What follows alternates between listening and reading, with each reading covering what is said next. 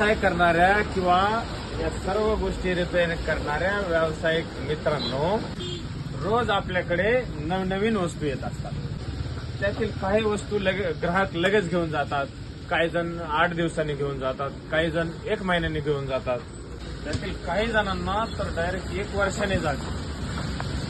1 वर्षानंतर ते ग्राहक आल्यानंतर आपण त्याची वस्तूला काय खर्च केला, किती रुपये झाले होते, ती कधी टाकली होती, कशी समजणार?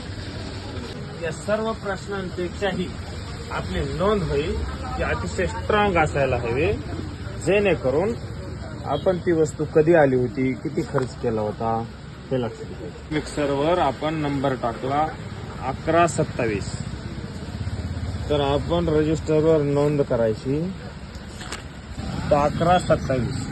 हे बघा,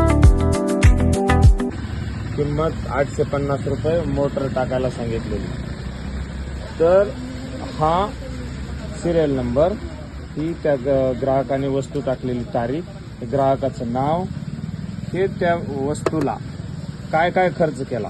आपण मिक्सरची मोटर बदलली, ते खर्च केलेलं हे रकान्यात, त्याच्यानंतर त्या व्यक्तीला पूर्ण खर्च किती आला आणि त्या व्यक्तीने ॲडव्हान्स दिलेली रक्कम, असे 1 2 3 4 5 रकान्यात त्याचा बायोडाटा असला पाहिजे, जेणेकरून ती वस्तू कधी आली आणि ती जाईपर्यंत आपल्याकडे नोंद असायला हवी.